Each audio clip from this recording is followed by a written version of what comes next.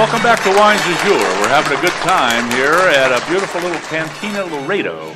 Now we're going to wine number 2, which is a 2009, just like the first one that we tasted, and it's also estate grown, just like the first one we tasted. But it's called, Balche is the name of the winery, and it's called Red Blend. You know, that's pretty simple. Well, it means in this particular case that it has 60% Malbec, which is a beautiful varietal, and they love it in Mexico, just like they do in Argentina. 20% Cab Franc, or Cabernet Franc, if you will. And Cab Franc is actually a distant cousin, if you will, from Cabernet Sauvignon, but it's not the same thing. In fact, the skin on the Cab Franc is much thinner, which means, just so that you know, that it's going to mature a little quicker. So they're going to pull it out of the vineyard and make wine with it quicker on the Cab Franc than they are with Cabernet Sauvignon. Cabernet Sauvignon is one of the thickest skinned grapes that there are, and it's one of the last ones to become harvested. So usually November, maybe, for Cabernet Sauvignon. For the Cab Franc, it might be September. So it's a little different story. And then last but not least, the Carnigan. Carnigan is a very nice varietal, and maybe you aren't familiar with it, but I can tell you that in France, Carnigan is the most grown varietal. Now you think, wait a minute, what about Cabernet Sauvignon? Nope, there's more Carnigan grown in France than there is Cabernet Sauvignon. On the other hand, when you have some of the other varietals, I'll talk about those in a little while, it works a little different around the world. I've got a varietal that we're going to talk about with the Cabernet Sauvignon that is the most grown grape in the world. We'll talk about that, which is separate from the most varietal in France. The one's just for a country, the other one's for the whole darn world, so it's a little different. Now, the good part is the chef has put together something that I think is pretty cool. He's not only taken, everybody knows what carnitas is, right? That's a Spanish word for pork shank, braised pork shank. Pork shank, okay. And he's taken some mixed vegetables and put it all together.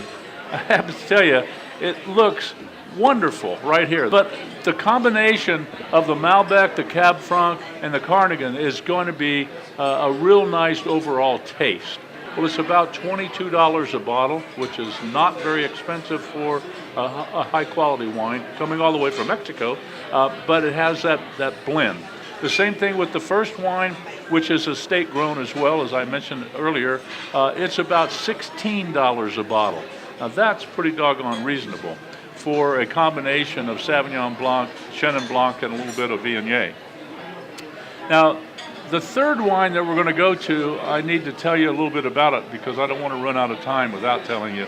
And that is that the brand name is Bridalwood. It's all one word, Bridalwood.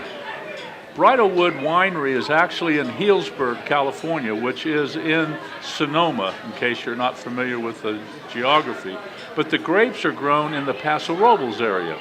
Paso Robles, being halfway down the coast, and about 45 miles from the Pacific Ocean, gets pretty warm in the summertime.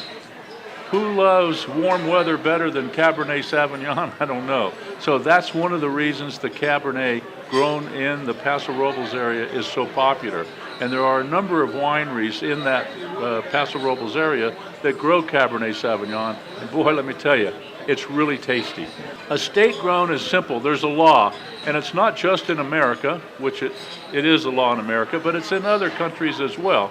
And that means if you're going to use the term estate grown and put it on the label, then you have to follow a few rules. And the main rule is the winery has to own the vineyard that the grapes are grown in.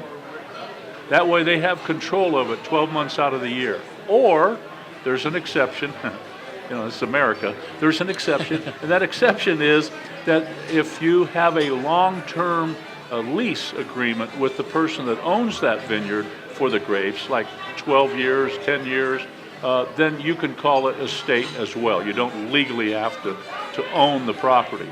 But for many years, you had to own it. And then they kind of loosened it up a little bit because a whole lot of wineries do 10, 15 years at a time rather than buy the property.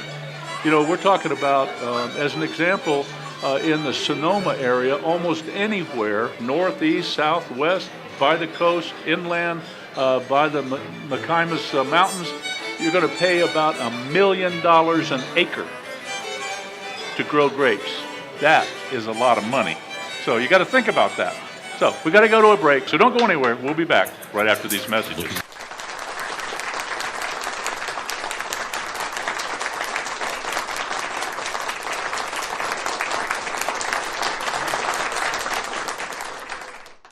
I'm Logan Tillman. I tried the meal number 2. It was the carnitas and the red wine. The carnitas was bauche.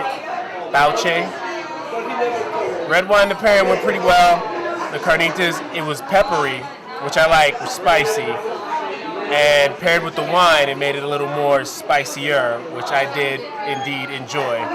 The wine was seductive, and the meat was like decadent. It was perfect. And then they had the sweet potatoes and the other potatoes, which kind of like offset it, which was perfect. So switch to DirecTV today and get a free upgrade to the all-new Genie, our most advanced HD DVR ever.